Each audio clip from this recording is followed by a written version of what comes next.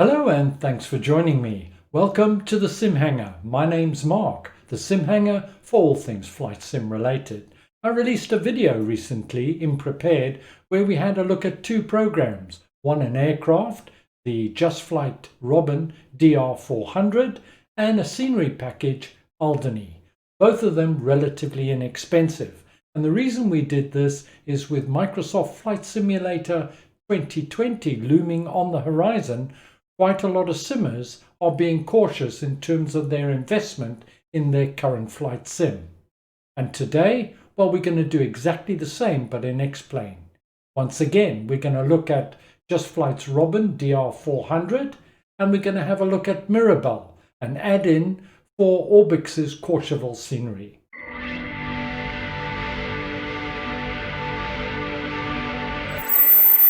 Let's get started. Today we're in France, nestled in the French Alps, not far from the Italian and Swiss border. Our adventure today starts from the infamous Courchevel airport, and we're going to be flying a very short hop around the mountain for our landing at our destination, Meribel, which features a single runway with 11-degree slope. Courchevel Airport, or more correctly Courchevel Altiport, is one of the world's most dangerous approaches, voted number 7 most difficult approach on the History Channel. Courchevel scenery is available for Xplane from Orbx. I did a video and a review of the Courchevel scenery, links in the notes below if you'd like to find out more. It's only fitting that we're in France, as the Robin DR400 is manufactured by Robin Aircraft, a French manufacturer. This rendition has been developed by Just Flight's in-house development team, the same team that brought us the excellent Piper Arrow 3. Easily recognizable with its distinctive cranked wing design, and also that it will be included in the upcoming Microsoft Flight Simulator 2020. A single 4-seater aircraft popular for touring and flight training. Featuring PBR and dynamic lighting as well as real-time reflections, it's fully VR compatible and will be flying VR today. It also supports the GTN 750 and comes in a wide range of liveries. The aircraft is quirky for a number of reasons, not least of which is it's got a wooden frame. The aircraft is available for download from the Just Flight website, link in the notes below, for a very reasonable £9.99. That's less than half the price of an aircraft of this caliber. In the real world, the DR400 has now been replaced by the DR401, pictured above, with updated avionics. If you'd like to see more from SimHanger, don't forget to hit the subscribe button and tap the bell for future notifications. Once in the cockpit, the quirkiness continues. First of all, double throttles with wooden handles for left and right-handed pilots. Also, no yoke. The control for the elevators and ailerons is via control stick or central control column. The visibility of each control column can be set individually by clicking on the mic input port on either the co-pilot or pilot side. The other interesting aspect is no rocker switches to be found here. Instead, it is the circuit breakers. Push in the circuit breaker to make contact and press the red button below to break the contact. The same applies to the master switch. It's a push in and pull out function. The yellow top control is of course your mixture, and that's your carb heat. The controls to the left are the warm air and defrost controls. Let's now switch on the fuel pump. There we go. And we can see the fuel is registering on the gauges. Here's another interesting feature. Pull that out, that's the reserve tank, and instead of feeding fuel to the engine, it feeds it into the main tanks. The circuit breakers to the right are your stabilizer, which is your autopilot, pitot heat, and your 2 landing lights. Again, press in to make contact and activate. That's the parking brake on and off. And down between pilot and co-pilot, that is our trim. And we can see the indicator there, and this is our fuel tank selector switch. Normally for takeoff and landing it's set to rear. Clicking on the small white arrow brings up the main menu. The first item opens and closes the main canopy. This can also be done manually as well in the cockpit by clicking on the handle. The second icon opens and closes the luggage compartment. Click it to open it and it goes red to show it's activated. Click it again and it will close the luggage compartment. The next item will bring up the GPS, and the one following that will turn reflections on and off the main windscreen, and the one following that will do exactly the same but for the instruments in the cockpit. I'm not going to run through all options, but it includes engine management, auto start, chocks, towing facility, oil refill, battery recharge and so on. Helpfully, the DR400 comes with a full set of checklists. The Robin DR400 is not a large aircraft, but a four-seater nonetheless. We're on the main ramp at Courchevel, and today we're flying VR in Hewlett-Packard's Reverb. Pre-flight and engine start checks completed, and we're now taxiing to the runway, Courchevel, for our departure to Meribel. She is a little twitchy on the rudder, and I did have to adjust the response curve slightly to get her to react just the way I believe she would in the real world. Flaps are one notch down. There's not much wind today, fairly calm, and the skies are clear. Flight time today is only a couple of minutes, but we will be taking a little longer just to test the rudder and the stall of this aircraft once we're up in the air. Takeoff procedure is build the RPM up to 2000, holding it on the brakes, release the brakes, and then push the throttle all the way in. Now, because we're on a slope, I'm going to look for about 70 knots and I only want to pull up once I get to the flat part. There we go. We're up and away. That's Courchevel to our left and flaps away 300 feet. We're not going to climb very much at all today. More or less just hold the altitude, build the speed up so we can test the rudder and stall characteristics of this aircraft. Although I'm not flying this aircraft today with a joystick, I'm using my honeycomb yoke. She's very responsive. Let's now test the rudder and a couple of slips. First, let's test it to the left. Whoa! Very realistic. And now to the right. There we go. Dropping a little bit in altitude, nothing major. And now let's just build up a little bit of speed and make sure we're positioned over the valley so we've got enough altitude, and let's give the stall a test. I did do a stall in the DR400 in Prepared. It'll be interesting to compare the characteristics between Prepared and Xplane. Just building up my speed. I'm looking for something around 120. There we go. Now starting to pull up. I'm going to pull up quite aggressively. There we go. Speed starting to fall off. 100 down to 80. Speed falling away now. She's stalling. Wing starting to dip down to the left. Here we go. That was much more realistic. We're now going to steady the plane and begin our approach to Meribel. Now the approach is required. There's no tower at Meribel. So as we can see, we got to fly almost to the runway, turn around and then come back in on final.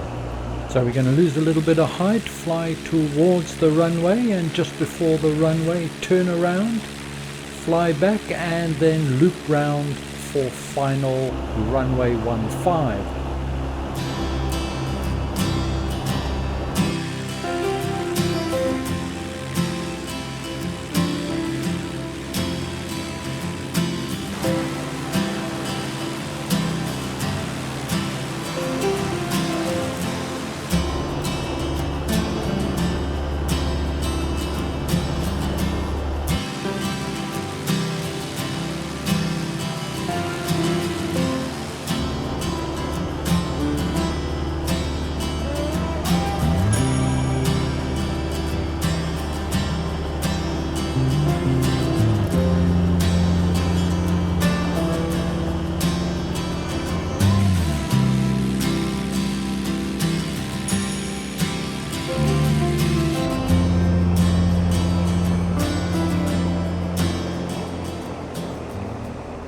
Speed's below 90, 1 notch down on the flaps, and we can start our approach. But before doing so, let's take a quick look at Meribel.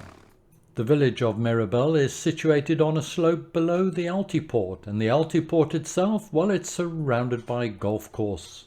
It is a DLC add-on for Orbx's Courchevel scenery, and includes all the attention to detail one would expect. As an add-on, it's very reasonably priced at just over £5 or $6.50 US. You do need the Courchevel scenery, however, to have Meribel.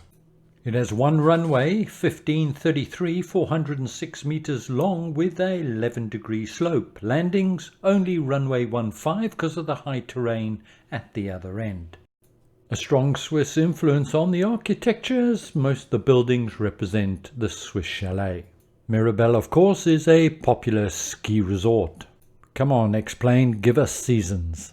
An Altiport is a name given to an airport in the Alps, normally at high altitude and with a relatively short runway, often including a difficult approach.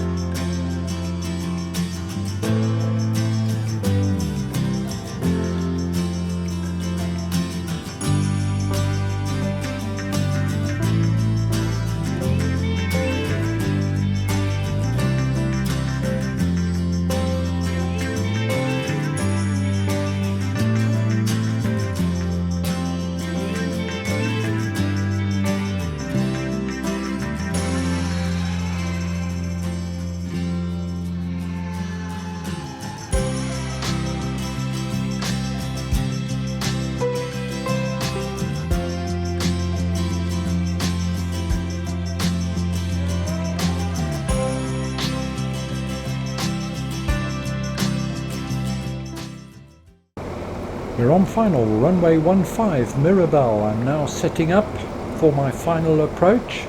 I can't afford to get too low, there's very high conifer trees and I don't want to get caught there, as the go around here is very difficult to execute. And that's particularly so in the DR400 once you got full flaps down. One eye on my speed, I do not want to get below 70-75 knots. So a fairly high approach with a fairly rapid sink rate with throttle off initially. Speed is currently 80 knots, looking good. There's the runway in front of us. We're going to skirt over the golf course on final. I'm now going to go to full flap, but you don't want to do that too early because you certainly lose a lot of speed and makes a climb out difficult in this type of terrain. Speed is 70 knots, bang on the money, looking good. Just making final corrections here. Applying a little bit more throttle. I don't want to drop below 70 knots until I'm absolutely guaranteed of over the threshold. Here we go, coming in. Power back now. Lifting the nose. And we're down. Nice landing, I'm pleased with that. Right, let's slow down. We're going up the incline. The slope here is 11 degrees. I'm not going to apply the brakes until, there we go, till we're over. Now gently applying brakes. Slow it down. Ooh, just enough runway for me there. I'm now going to turn around and just go and park over there in what I suppose is the terminal. This airport obviously only suitable for single and twin small aircraft because of the very short runway. Well, that was exciting. The aircraft handled really well, and as I would expect it to, and of course flying in the HP Reverb in VR, well, it's my favorite. There's no doubt that the resolution in the Hewlett-Packard Reverb is absolutely the best in the market at the moment. Now shutting down, engine now stopping, and I think I'm gonna pop out and get a cup of coffee before I head back to Courchevel. With Microsoft's new flight simulator looming on the horizon and due for release in 2020, well, the prospects have never looked brighter for flight simmers. But until such time as it's released and I've had an opportunity to give it a full assessment, I'm going to continue to invest in my current flight sim platforms, and particularly in Xplane. I'd be interested to know what your views are. Please leave them in the comments below. The Robin DR400 is a quirky and somewhat different aircraft to what we normally expect, and there's enough about it to keep it really interesting and great for those short VFR hops. Highly recommended, and at £9.99 from Just Flight represents value for money in my opinion. It's worth a look. If you're like me and you buy a lot of your scenery from Orbx during their sale, then Courchevel is a steal, and even more so is Meribel. Again, recommended. I hope you found this enjoyable. Thank you very much for joining me. I'll see you again soon, and bye for now.